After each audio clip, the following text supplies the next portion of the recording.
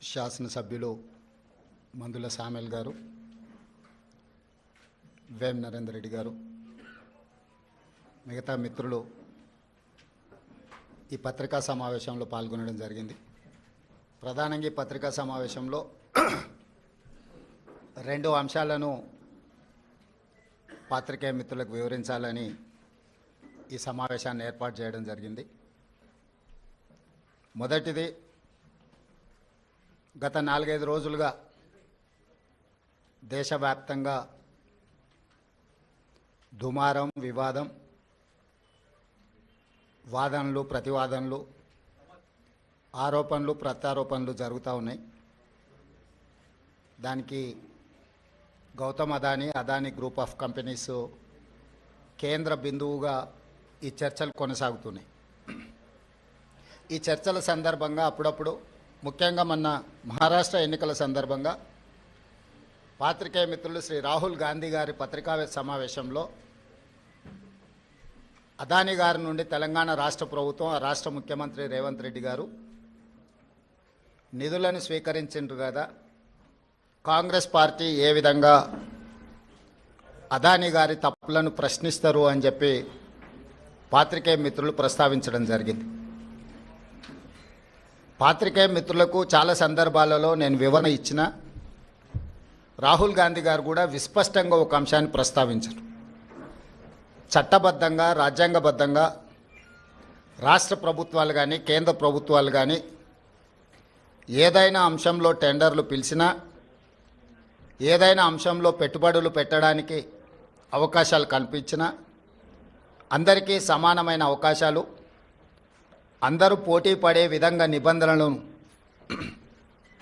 తయారు చేసి నిబంధనల మేరకు టెండర్లను నిర్వహించి అందులో ఎవరు ఆ టెండర్లలో రాణిస్తే వాళ్లకు కాంట్రాక్ట్లు ఇవ్వడం కానీ, లేదా ఏదైనా పనులను కేటాయించడం కానీ, ఏదైనా విషయాలతో అదానీనే కాదు, అంబానీ కావచ్చు, టాటా కావచ్చు, బిర్లా కావచ్చు, ఈ దేశంలో ఉండే ఏ సంస్థలకైనా రాజ్యాంగబద్ధమైన రక్షణ ఉంటుంది, వాళ్ళు పెట్టుబడులు పెట్టడానికి అవకాశం ఉంటుందని రాహుల్ గాంధీ గారు వివరించడం జరిగింది. అయినా జర్నలిస్టులు కావచ్చు, రాజకీయ పార్టీలు కావచ్చు, పదే పదే తెలంగాణ రాష్ట్ర ప్రభుత్వానికి ప్రతిష్టాత్మకంగా తెలంగాణ రాష్ట్ర ప్రభుత్వం భావించి ప్రారంభించిన యంగ్ ఇండియా స్కిల్స్ యూనివర్సిటీకి కార్పస్ ఫండ్ కింద రాష్ట్ర ప్రభుత్వం నిధుల స్వీకరణ కోసం చేస్తున్న ప్రయత్నంలో భాగంగా చాలా సంస్థలు ముందుకొచ్చి రాష్ట్ర ప్రభుత్వం ప్రారంభించిన ప్రతిష్టాత్మకమైన యంగ్ ఇండియా స్కిల్స్ యూనివర్సిటీకి నిధులను ఇవ్వడం జరిగింది. దాంట్లో భాగంగానే అదానీ సంస్థ కూడా 100 కోట్ల రూపాయలను కార్పొరేట్ సోషల్ రెస్పాన్సిబిలిటీ కింద తెలంగాణ రాష్ట్ర ప్రభుత్వం ప్రారంభించిన యంగ్ ఇండియా స్కిల్స్ యూనివర్సిటీకి ఇస్తాము అని చెప్పి ఆమోద లేఖ ఇవ్వడం జరిగింది. ఈ అంశాన్ని ప్రస్తావించడం ద్వారా అదేదో అదానీ గ్రూప్ తెలంగాణ రాష్ట్ర ప్రభుత్వానికో, ముఖ్యమంత్రి గారికో అప్పనంగా 100 కోట్ల రూపాయలు ఇచ్చినట్టుగా అనవసరమైన చర్చలకు, రాద్ధాంతానికి తావిస్తున్నది. వాస్తవంగా ఇన్కమ్ ట్యాక్స్ క్లియరెన్స్ లేకపోవడం వల్ల ఇన్కమ్ ట్యాక్స్ నుంచి మినహాయింపు తీసుకోవడానికి రాష్ట్ర ప్రభుత్వం చేస్తున్న ప్రయత్నము, నిన్న మొన్ననే 80B కింద రాష్ట్ర ప్రభుత్వానికి యంగ్ ఇండియా స్కిల్స్ యూనివర్సిటీకి అనుమతి ఇవ్వడం జరిగింది. ఇప్పటి వరకు ఏ సంస్థ నుంచి కూడా తెలంగాణ రాష్ట్ర ప్రభుత్వం తన ఖాతాలోకి 1 రూపాయి కూడా తీసుకోలేదు, ఇంక్లూడింగ్ అదానీ. అయితే అనవసరమైన చర్చలలో తెలంగాణ ప్రతిష్ట కానీ, వ్యక్తిగతంగా నా గురించి చర్చ జరగడం, మా మంత్రివర్గ సహచరులకు నాకు ఎలాంటి సుతారము ఇష్టం లేదు. అందుకే స్పష్టంగా నిన్ననే రాష్ట్ర ప్రభుత్వం తరఫున అదానీ గ్రూప్ ఆఫ్ కంపెనీస్కి మా అధికారి జయేష్ రంజన్ ద్వారా లేఖ రాయడం జరిగింది. జరుగుతున్న వివాదాలు, ఆరోపణలు, రకరకాల పరిస్థితుల వల్ల తెలంగాణ రాష్ట్ర ప్రభుత్వం మీరు ముందుకు వచ్చి ఉదారంగా తెలంగాణ యంగ్ ఇండియా స్కిల్స్ యూనివర్సిటీకి ఇస్తాన్న 100 కోట్ల రూపాయలను తెలంగాణ రాష్ట్ర ప్రభుత్వము స్వీకరించడానికి సిద్ధంగా లేదు.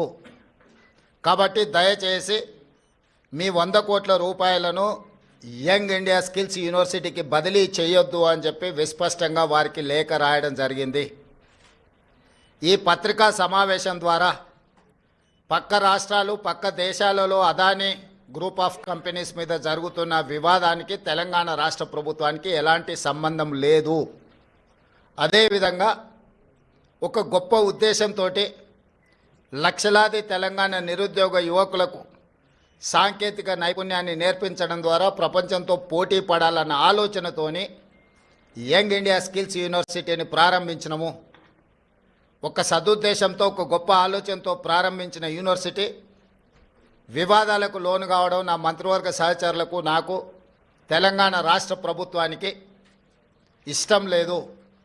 అందుకే తెలంగాణ రాష్ట్ర ప్రభుత్వము అదానీ సంస్థ నుంచి 100 కోట్ల రూపాయలను స్వీకరించకూడదు అని నిర్ణయం తీసుకున్నది.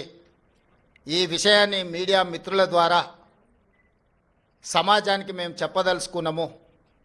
అనవసరమైన వివాదాలలో మా రాష్ట్ర ప్రభుత్వాన్ని మమ్మల్ని లాగొద్దు అని చెప్పి మీడియా మిత్రులందరికీ కూడా నేను సూచన చేస్తున్నా. రాజకీయ పార్టీలకు కూడా నేను సలహా ఇవ్వదలుచుకున్నా.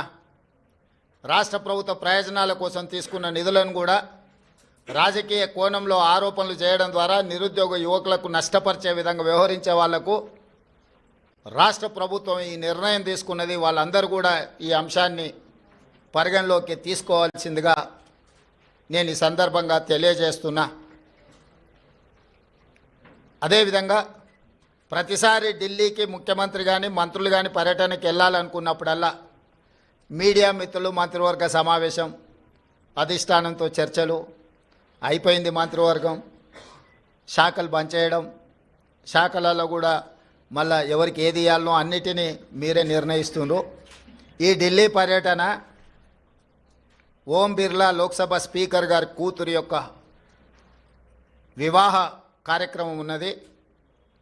గతంలో నేను ఉత్తమ్ కుమార్ రెడ్డి గారు కోమటిరెడ్డి వెంకటరెడ్డి గారు పార్లమెంట్లో సభ్యులుగా మేము ఉన్నాం. వారితో మాకు వ్యక్తిగతంగా పరిచయం ఉన్నది. వారు ప్రత్యేకంగా ఆహ్వానించారు కాబట్టి ఓం బిర్లా కూతురు వివాహానికి హాజరు కావాలి అని చెప్పి నేను ఉత్తమ్ కుమార్ రెడ్డి గారు ఢిల్లీకి వెళ్తున్నాము. ఈ పర్యటనకు రాజకీయ ప్రాధాన్యత లేదు.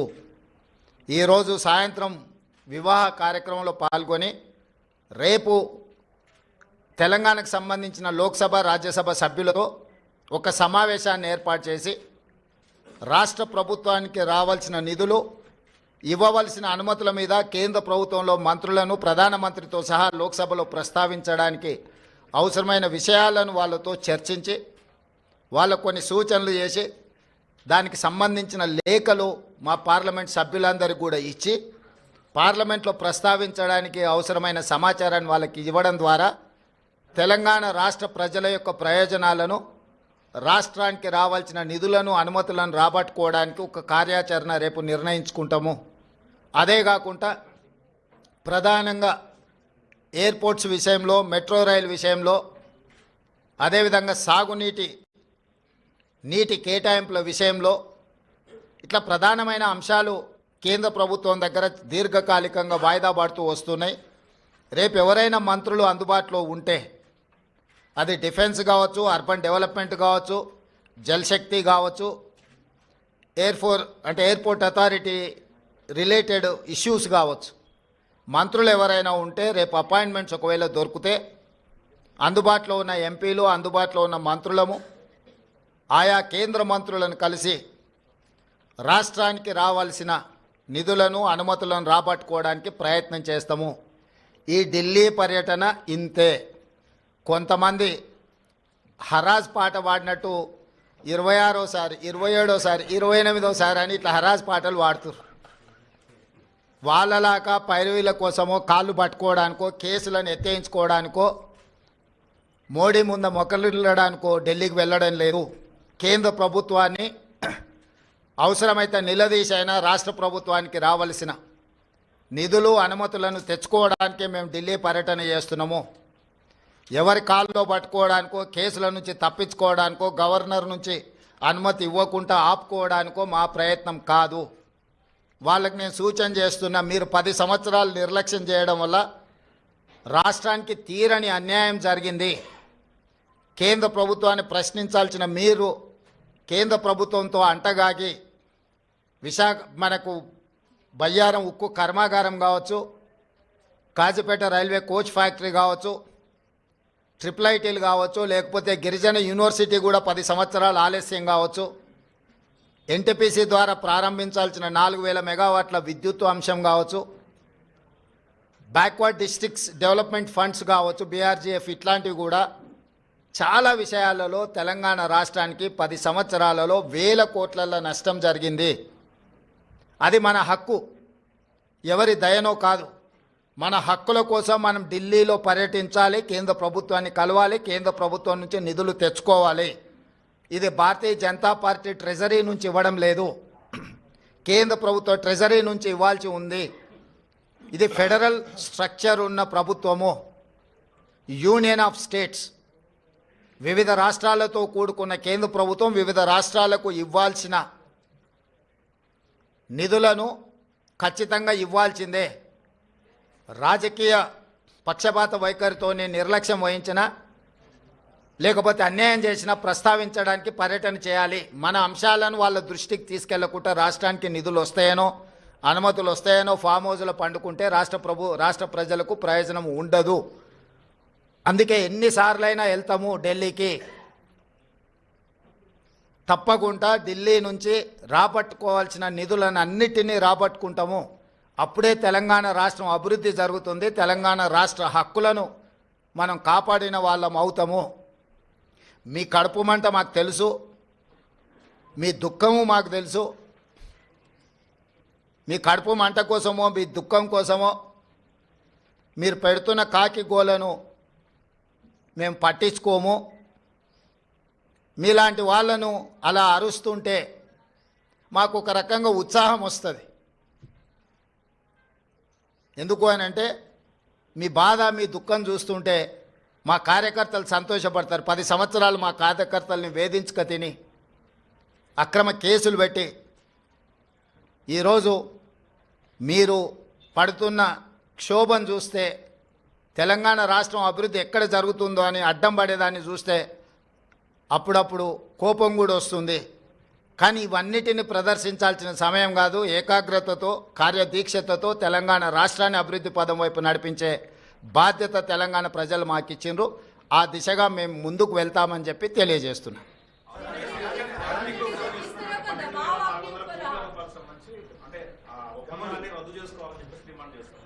ఎవరు ఇప్పుడు వాళ్ళ ప్రభుత్వంలో ఉన్నప్పుడు వాళ్ళు చేసిన ఒప్పందాలు చాలా ఉన్నాయి. వాటి వివరాలన్నీ నేను ఇస్తా. ఒక ఒప్పందాన్ని రద్దు చేయాలంటే దానికి న్యాయపరమైన సలహాలు కూడా తీసుకోవాలి. యూనిలాటరల్గా నువ్వు ఏది రద్దు చేసినా ఆ సంస్థలకు కోర్టుకు కూడా వెళ్ళే అవకాశం ఉంటుంది. ఈ రాష్ట్రంలో కాంట్రాక్టులు ఇచ్చింది, భూములు కేటాయించింది, అదాని ఫ్లైట్లో ఆడంబరంగా ప్రయాణాలు చేసింది వాళ్ళు. కాబట్టి ఈరోజు రాష్ట్ర ప్రభుత్వం రాహుల్ గాంధీ గారు చెప్పిన విషయాన్ని నేను ముందే ప్రస్తావించిన. రాష్ట్రంలో పెట్టుబడులు పెట్టడానికి ఇతరులకున్న అవకాశము అందరికీ ఉంటుంది.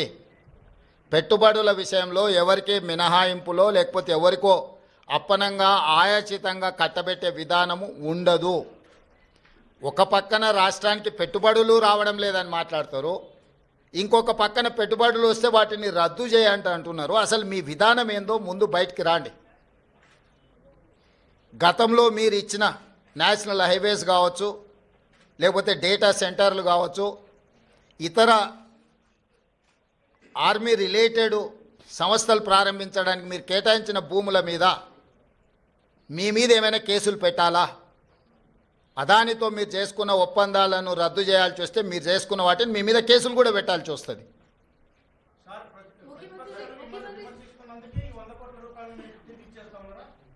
ఎవరు చెప్పిండ్రు?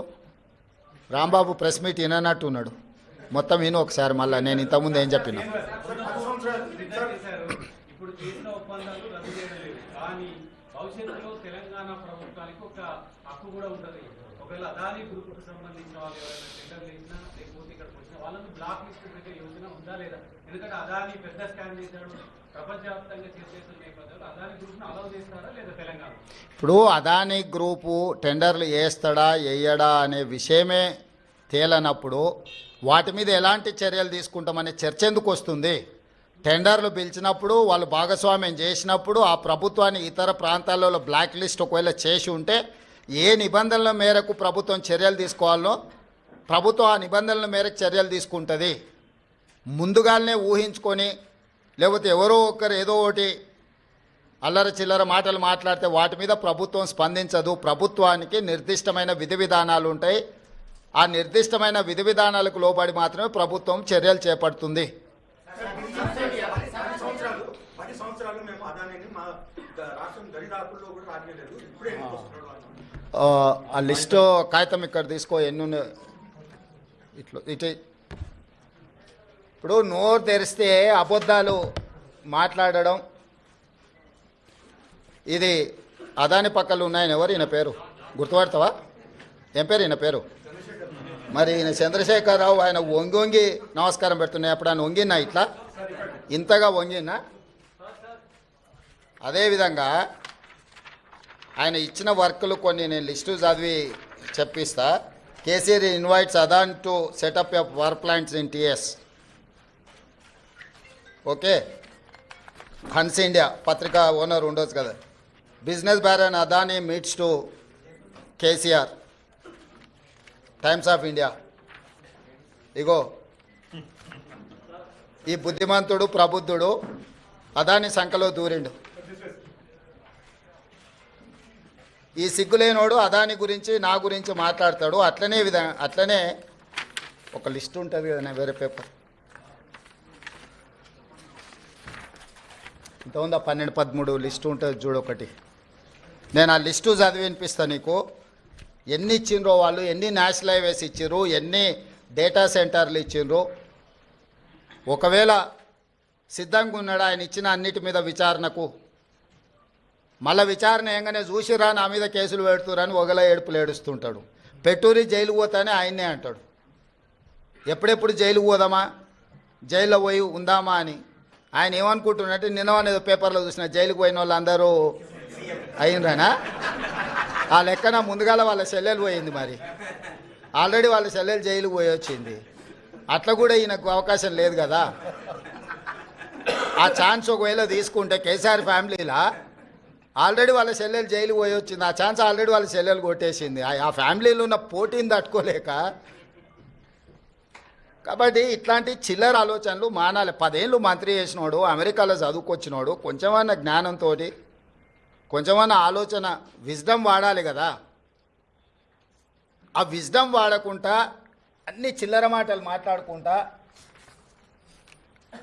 Adani Elbit systems defence unit at Mamidipalli operational BRS టైంలో ఇచ్చిండ్రు. అదేవిధంగా missile cell manufacturing unit at Mamidipalli under construction BRS ఇచ్చింది. Microsoft data centre at Ellikatta BRS ఇచ్చింది. అదేవిధంగా 3 national highway projects, Khammam to Suryapet national highway, Mancherial to Repallewada national highway, Khammam to Kodad national highway BRS ఇచ్చింది. 750 kV transmission line project BRS ఇచ్చింది. ఇన్ని ప్రాజెక్టులు బీఆర్ఎస్ ఇచ్చి ఈరోజు same counter drone manufacturing unit at Mamidipalli BRS ఇచ్చింది. ఇన్ని ప్రాజెక్టులు బీఆర్ఎస్ అదానికి ఇచ్చి అదానితో అంటగాగి అదాని దగ్గర కమిషన్లు మెక్కి నేను చేసిన ప్రయత్నం అదాని సిఎస్ఆర్ ఫండ్స్ నుంచి తెలంగాణ నిరుద్యోగ యువకుల కోసం వాళ్ళ భవిష్యత్తును నిర్మించడం కోసం ఆలోచన చేసి యంగ్ ఇండియా స్కిల్స్ యూనివర్సిటీకి లక్షలాది తెలంగాణ నిరుద్యోగ యువకులకు ప్రయోజనం చేకూర్చే విధంగా సిఎస్ఆర్ ఫండ్స్ కింద 100 కోట్లు తీసుకొస్తే అది రాష్ట్రానికి ప్రయోజనం. కేసీఆర్ లాగా అదానీ నుంచి అప్పనంగా నిధులు మా కుటుంబానికి కొట్టేయలే. ఇన్ని ప్రాజెక్టులు ఇచ్చిండు. ఈ ప్రాజెక్టులు అన్ని ఇచ్చినందుకు కేటీఆర్ను ప్రాసిక్యూట్ చేయాలనా? అదానీని కేసీఆరే కలిసిన కేటీఆర్ అనే కాదు, దీనికి ఏం సమాధానం చెప్తాడు? సో ఏది పడితే అది మాట్లాడితే చెల్లుద్ది, ఎన్ని చిల్లర మాటలైనా మాట్లాడతాం, మాకు అధికారం కోల్పోతే మేము సహనం కోల్పోయినామని. 2023లో అధికారం కోల్పోయారు, 2024 జూన్లో డిపాజిట్లు కోల్పోయారు, ఇప్పుడు మెదడు కూడా కోల్పోయారు టీఆర్ఎస్ వాళ్ళు. సో మెదడు కోల్పోయిన మాటలు మాట్లాడితే దానికి ఇంకా మనం ఏం సమాధానం చెప్తాం? రాహుల్, నువ్వు మాట్లాడు, నువ్వన్నా చెప్పాలి కదా కొంచెం అప్పుడప్పుడు.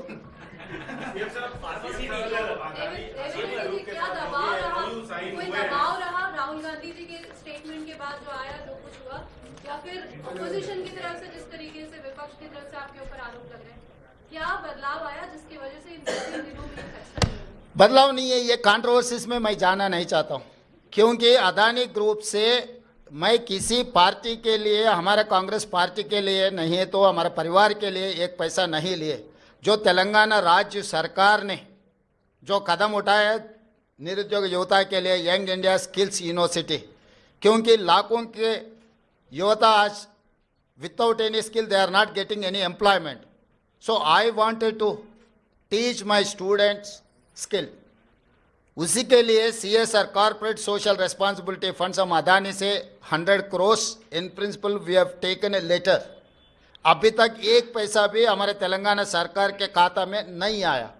तो इसीलिए ये कंट्रोवर्सी में बगल के राज्य में कुछ करप्शन, बगल के देश में कुछ करप्शन, ये सब करप्शन के बारे में जब चर्चा हो रहे थे तब तेलंगाना के चर्चा मुझे अच्छा नहीं लगा, क्योंकि हम नियत से सरकार चला रहे, नियत से चलाने के लिए हम लोग कोशिश कर रहा है. तो तेलंगाना राज्य के बारे में कोई भी कुछ गलतफहमी से कुछ गलत कहा तो हमारे लिए ठीक नहीं है, क्योंकि कुछ कम 3 लाख करोड़ रुपए बजट है तेलंगाना राज्य के. तो उसमें 100 करोड़ रुपए के लिए हम लोग इतना अलिगेशंस फेस करने का जरूरत नहीं है. मैं और कैबिनेट मिनिस्टर हम लोग ये सोचे कंट्रोवर्सी में हम जाना क्यों? तो कंट्रोवर्सी से दूर रहने के लिए हमारे राज्य सरकार ने ये निर्णय लिया हुआ है. हमारे ऊपर कोई किसी ने दबावट करने वाले नहीं है, किसी ने दबावट किए तो हम लोग सुनने वाले भी नहीं है. मेरे डेफिनेटली नुकसान है, मगर कंट्रोवर्सी से ज़्यादा नुकसान नहीं है. तेलंगाना राज्य के जितना कंट्रोवर्सी में जा रहा है वो सबसे ज़्यादा नुकसान है. इमेज सब कुछ है, तो हम हमारे इमेज खराब होने के लिए हम एक पैसा का भी हम लोग मौका देने के लिए तैयार नहीं है तेलंगाना राज्य सरकार ने. इसीलिए हम 100 करोड़ रुपए बदली नहीं करने के लिए हम खत लिखा हुआ है अदानी ग्रुप के लिए. आपके नेता राहुल गांधी 10 साल से अदानी पे सवाल उठाते रहे, उसके बाद भी आपने सरकार में आने के बाद एमओयू साइन किया. केवल एक आरोप लगने से, एक उनके खिलाफ वारंट जारी होने से, वो भी दूसरे देश में, ऐसा निर्णय लेना क्या आपको उचित लगता है? नहीं, ये मैं इसीलिए राहुल गांधी 10 साल से बोल रहे थे, उसके बावजूद भाई आपकी मीटिंग्स हुई है. 10 साल से जो मोदी जी ने out of the way Mumbai airport के लिए बारे में प्रस्ताव किया था राहुल जी ने, और बाकी के पब्लिक सेक्टर यूनिट जैसा मोदी जी ने अदानी जी को दिया हुआ है उसके खिलाफ है.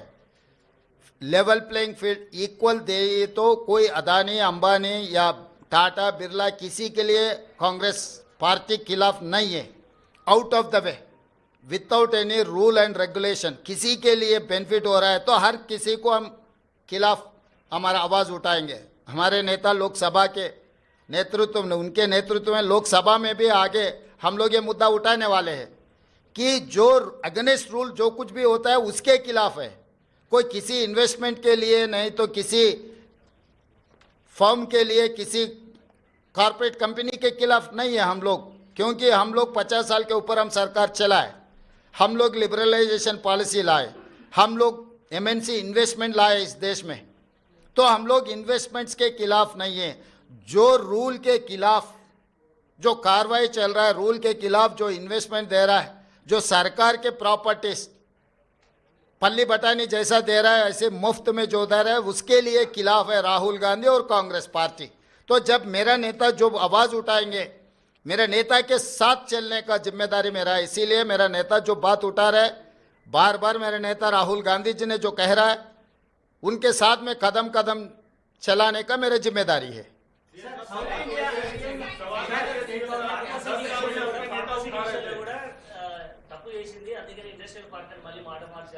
హే వాడో పిచ్చోడు, వాడికి పిచ్చోడు మాట్లాడే మాటలు ఎందుకు మీరు అంత సీరియస్గా తీసుకుంటారు? మహారాష్ట్ర ఎన్నికల్లో అనేది ఒక ఆరోపణలు వస్తున్నాయి. దీన్ని ఈవీఎం ఉండాలంటారా, మీరు పోస్టల్ బ్యాలెట్ పోవాలంటారా, ఏమంటారా యాజ్ ఏ ముఖ్యమంత్రిగా?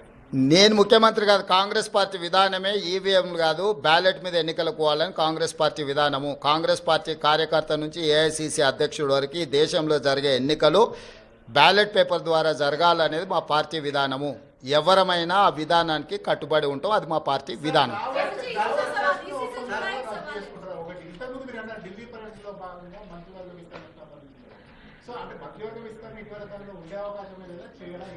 ఇప్పుడు నువ్వేమేం శాఖలు ఇచ్చినావు, ఎవరికి ఇచ్చినావు ఫస్ట్ అది చెప్పు.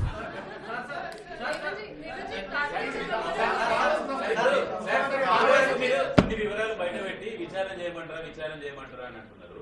వాళ్ళు చేయమంటేనే చేస్తారు సార్. ఇంతకుముందు చేసిన విచారణలన్నీ కూడా వాళ్ళు చేయమంటేనే చేశారా? వాళ్ళు అడుగుతూనే చేసినాం కదా, అసెంబ్లీలో వాళ్ళే అడిగినారు కదా, విచారణ చేయండి మీకు దమ్ము ఉంటాయని వాళ్ళు సవాళ్ళు ఇచ్చినందుకే కదా.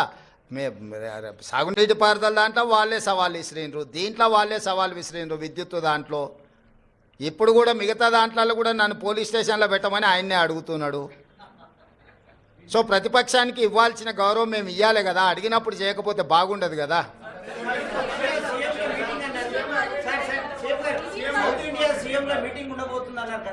ఇప్పటికాడికైతే దీనికి మహారాష్ట్ర ఓటమి మీద మాట్లాడుతూ కేంద్ర మంత్రి కిషన్ రెడ్డి ఇక్కడ జనాలు నమ్మలేదు, మహారాష్ట్రలో కూడా కాంగ్రెస్ హామీలను నమ్మలేదు కాబట్టి లేదు, ఇన్ని రోజులు తిరిగిన పైసలు వేస్ట్ అయిపోయినాయి, తిరిగిన పెట్రోల్ వేస్ట్ అయిపోయిందని చెప్పి వాళ్ళు చెప్తున్నారు. కిషన్ రెడ్డి గారికి ఒక విషయం స్పష్టంగా మీరు చెప్పండి, మీ ద్వారా నేను కూడా చెప్తాను. ఈ దేశంలో 2 లోక్సభ ఎలక్షన్స్ జరిగినాయి.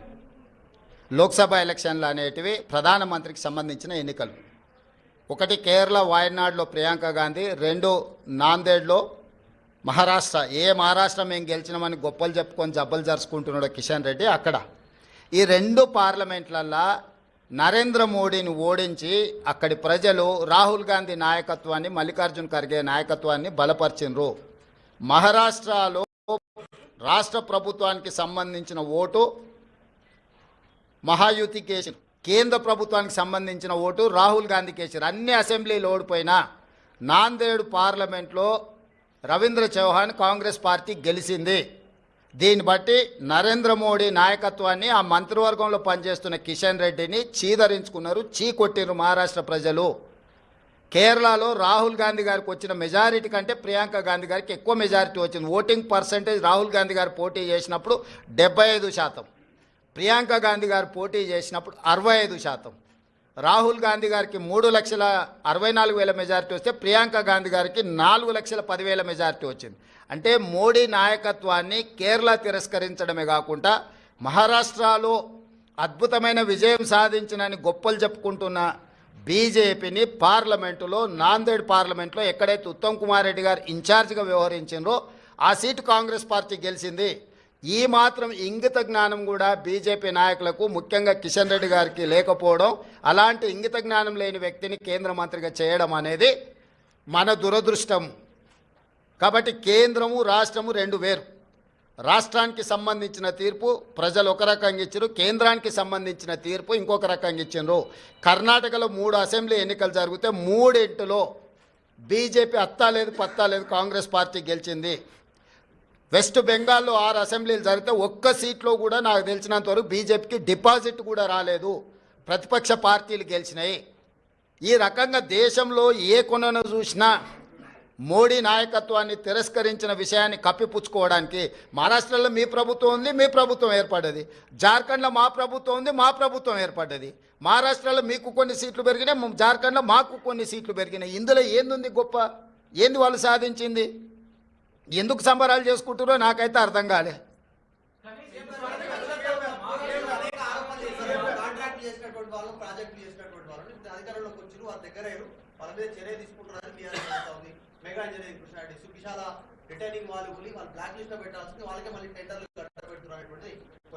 అవును, అంతకుముందు వాళ్ళు టీవీ 9 ABN నిషేధించారు, నీకు గుర్తుందా? తెలంగాణ వచ్చిన వెంబడే. ఇప్పుడు ఏం చేద్దాం? ఏం చేద్దాం చెప్పు. ప్రజాస్వామ్యంలో ప్రతిదానికి ఒక విధానం ఉంటుంది. వాడెవడో ఎల్లయ్య పుల్లయ్య బోడిగాడు ఏదో చెప్పిండని చెప్పి అట్లా వ్యవహరించదు ప్రభుత్వం. ప్రభుత్వం ఏది వ్యవహరించాలన్నా రాజ్యాంగ పరిధికి లోబడే వ్యవహరిస్తుంది. ఇవాళ విచారణ వచ్చిన దానికి విచారణ ఎదుర్కోకుండా ఏందేందో వాదనలు తీసుకొస్తారు. ఒకటి నువ్వు పిచ్చిగా ఒకటి క్లారిటీ పెట్టుకో, సైకో రామ్ అంటే తెలుసు కదా, అంతే. ఇక ఆయన పరిస్థితి ఆయనకే అర్థం కావట్లేదు. ఆయన పక్కలో ఉన్న వాళ్ళే పక్కకు వచ్చి ఫోన్ చేస్తారు, అన్న ఇటు పిచ్చిలేసినట్టుంది ఏందేదో మాట్లాడుతుండు. కాబట్టి ఇప్పటి నుంచి సైకో రామ్ అని ఫిక్స్ అయిపో. Thank you.